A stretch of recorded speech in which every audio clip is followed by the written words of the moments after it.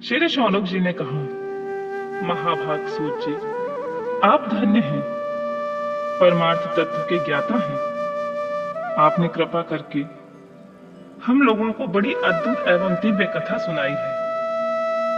भूतल पर इस कथा के समान कल्याण का सर्वश्रेष्ठ साधन कोई नहीं है। यह बात हमने आज आपकी कृपा से निश्चय पूर्वक समझ ली है। सूत जी, कलयुग में इस कथा के द्वारा कौन कौन से पापी शुद्ध होते हैं, उन्हें कृपा पूर्वक बताइए और इस जगत को कृतार्थ कीजिए। सूत जी बोले, मुने, जो मनुष्य पापी, दुराचारी, खल तथा काम क्रोध आदि से निरंतर डूबे रहने वाले हैं, वे इस पुराण के श्रवण पठन से ही शुद्ध हो जाते हैं। इसी विषय में जानकर मुनि इस प्राचीन इतिहास का उदाहरण दिया करते हैं, जिसके श्रवण मात्र से पापों का पूर्णतः नाश हो जाता है। पहले की बात है कि रातों के नगर में एक ब्राह्मण रहता था, जो ज्ञान से अत्यंत दुर्बल, दरिद्र, रस बेचने वाला तथा वैदिक धर्म से विमुख था। वह स्नान संध्या आदि कर्मों से भ्रष्ट हो गया था और वैश्यावृत्ति में तत्पर रहता था। उसका नाम देवराज था। वह अपने ऊपर विश्वास करने वाले लोगों को ठगा करता था। उसने ब्राह्मणों, क्षत्रियों, वैश्यों, शूद्रों तथा दूसरों को भी अनेक बहानों से बनाकर उनका धन हड़प लिया, परंतु उस पापी का थोड़ा सा भी धन कर्मी धर्म काम में नहीं लगा था। वह वैश्यगामी तथा सब प्रकार से आचार भ्रष्ट था। एक दिन घूमता घामता वह देवलोक से प्रतिष्ठानपुर में जा पहुंचा। वहां उसने एक शिवालय में देखा, जहां बहुत से साधु महात्मा एकत्र हुए थे। देवराज उस शिवालय में ठहर गया, किंतु वहां उस ब्राह्मण को ज्वर आ गया। इसी ज्वर से उसको बड़ी पीड़ा होने लगी। वह एक ब्राह्मण देवता शिव पुराण की कथा सुना रहे थे। ज्वर में पड़ा हुआ देवराज ब्राह्मण के मुखार बिंदु से निकली हुई उस शिव कथा को निरंतर सुनता रहा। एक मास के बाद जब ज्वर से अत्यंत पीड़ित होकर चल बसा, यमराज के दूत आए और पाशों में बांधकर बलपूर्वक यमपुरी ले गए। इतने में ही शिवलोक में भगवान शिव का पार्षद गण आ गए। उनके गौर अंग कपूर के समान उज्जवल थे, हाथ त्रिशूल से सुशोभित हो रहे थे। उनके संपूर्ण अंग भस्म से उद्दासित थे और रुद्राक्ष की मालाएं उनके शरीर की शोभा बढ़ा रही थी।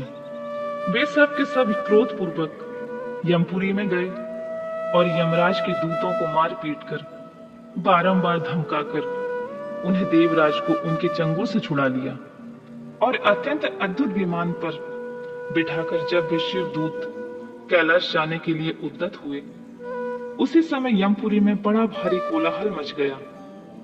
उस कोलाहल को सुनकर धर्मराज अपने भवन से बाहर आए।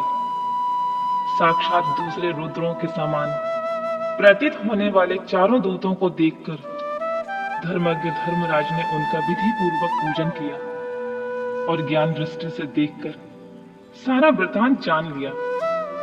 उन्होंने भय के कारण भगवान शिव के उन महात्माओं दूतों से कोई बात नहीं पूछी, उल्टे उन सब की पूजा एवं प्रार्थना की। तत्पश्चात वे शिव दूत कैलाश को चले गए। वहां पहुंचकर उन्होंने उस ब्राह्मण को दया सागर साम्य शिव के हाथों में दे दिया। शौनक जी ने पूछा, महाभाग सूत जी, आप सर्वज्ञ हैं, महामते, आपकी कृपा प्रसाद से बारंबार कृतार्थ हुआ हूं। इस इतिहास को सुनकर मेरा मन अत्यंत आनंद से निमग्न हो रहा है। अतः अब भगवान शिव में प्रेम बढ़ाने वाली शिव संबंधिनी की दूसरी कथा भी कहिए। श्री सूत जी बोले, शौनक सुनो, मैं तुम्हारे सामने गोपनीय कथा वस्तु का भी वर्णन करूंगा, क्योंकि तुम शिव भक्तों में अग्रगण तथा वेद वेताओं में श्रेष्ठ हो। समुद्र के निकटवर्ती प्रदेश में एक बास्कल नामक ग्राम है, जहां वैदिक धर्म से विमुख महापापी द्विज निवास करते हैं। वे सब के सब बड़े दुष्ट हैं। उनका मन दूषित विषय भोगों में लगा रहता है। वे ना तो देवताओं पर विश्वास करते हैं, ना भाग्य पर। वे सभी कुटिल वृत्ति वाले हैं। किसानी करते और भली भांति के घातक अस्त्र शस्त्र रखते हैं। वे व्यभिचारी एवं खल हैं। ज्ञान वैराग्य तथा सब धर्म का सेवन ही मनुष्य के लिए परम पुरुषार्थ है। इस बात को वे बिल्कुल नहीं जानते हैं। वे सभी पशु बुद्धि वाले हैं। अन्य वर्णों के लोग भी उन्हीं की भांति कुत्सित विचार रखने वाले स्वधर्म विमुख एवं खल हैं। वे सदा कुकर्म में लगे रहते हैं और नित्य विषय भोगी में ही डूबे रहते हैं। वहां की सब स्त्रियां भी कुटिल स्वभाव की, स्वेच्छाचारिणी, पापसक्त, कुशित विचार वाली एवं व्यभिचारिणी है। वे सद्व्यवहार एवं सदाचार से सर्वथा शून्य है। इस प्रकार वहां का दुष्टों का ही निवास है। उस बाष्कल नामक ग्राम में किसी समय एक विदुंग नामधारी ब्राह्मण रहता था। वह बड़ा अधम था, दुरात्मा और महापापी था। यद्यपि उसकी स्त्री बड़ी सुंदरी थी, तो भी वह कुमार्ग पर चलता रहता था। उसकी पत्नी का नाम चंचुला था। वह सदा उत्तम धर्म का पालन करने में लगी रहती थी, तो भी उसे छोड़कर वह दुष्ट ब्राह्मण वैश्यगामी हो गया था। इस तरह कुकर्म में लगे हुए उस बिंदु का बहुत वर्ष व्यतीत हो गए। उसकी स्त्री चंचुला अपने काम से पीड़ित होने पर स्वधर्म नाश के भय से क्लेश सहकर भी दीर्घ काल तक धर्म से भ्रष्ट नहीं हुई, परंतु दुराचारी पति के आचरण से प्रभावित होकर आगे चलकर वह स्त्री भी दुराचारणी हो गई। इस तरह दुराचार में डूबे हुए उन मूर्छित वाले पति पत्नी का बहुत सा समय व्यर्थ बीत गया। तदनंतर शूद्र जातीय वैश्य का पति बना हुआ वह दूषित बुद्धि वाला दुष्ट ब्राह्मण बिंदु समय अनुसार मृत्यु को प्राप्त कर नरक में जा पड़ा। बहुत दिनों तक नरक में दुख भोगकर वह मूढ़ बुद्धि पापी विंध्या पर्वत पर भयंकर पिशाच हुआ।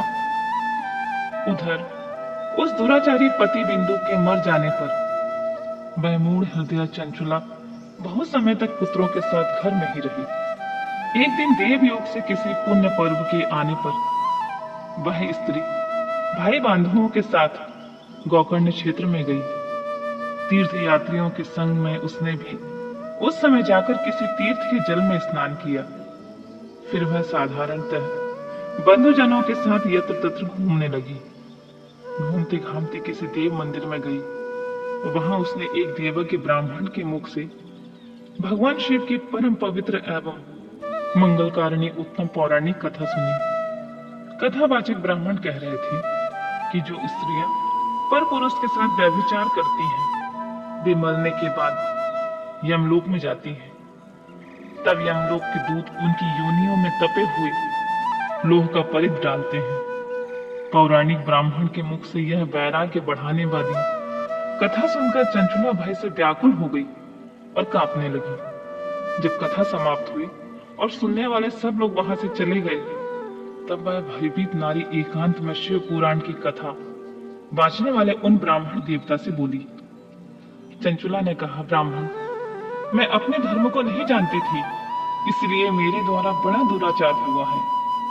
स्वामी, मेरे ऊपर अनुपम कृपा करके मेरा उद्धार कीजिए। आज आपके वैराग्य रस से ओतप्रोत इस प्रवचन को सुनकर मुझे बड़ा भय लग रहा है। मैं कांप उठी हूँ और मुझे इस संसार से वैराग्य हो गया है। मुझ मूढ़ चित्त वाली पापिनी को धिक्कार है। मैं सर्वथा निंदा के योग्य हूँ। कुशित विषयों में फंसी हुई अपने धर्म से विमुख हो गई हूँ। हाय, न जाने किस किस घोर कष्टदायक दुर्गति में मुझे पड़ना पड़ेगा, और वहां कौन बुद्धिमान पुरुष कुमार्ग में धन लगाने वाली मुझ पापिनी का साथ देगा। मृत्यु काल में उन भयंकर यमदूतों को कैसे देखूंगी, जब वे बलपूर्वक मेरे गले में फंदे डालकर मुझे बांधेंगे।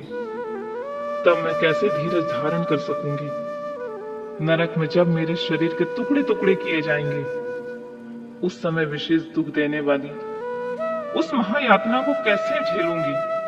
हाय मैं मारी गई, मैं मर गई, मैं जल गई, मेरा हृदय विदीर्ण हो गया और मैं सब प्रकार से नष्ट हो गई, क्योंकि मैं हर तरह से पाप में डूबी रहती हूँ। ब्राह्मण, आप ही मेरे गुरु, आप ही माता, आप ही पिता हैं। आपकी शरण में आई मुझ दीन अबला का आप ही उद्धार कीजिए, उद्धार कीजिए प्रभु। सूत जी कहते हैं, शौनक, इस प्रकार खेद और वैराग्य से युक्त चंचला ब्राह्मण देवता के दोनों चरणों में गिर पड़ी। तब उन बुद्धिमान ब्राह्मण ने कृपा पूर्वक उसे उठाया और इस प्रकार कहा,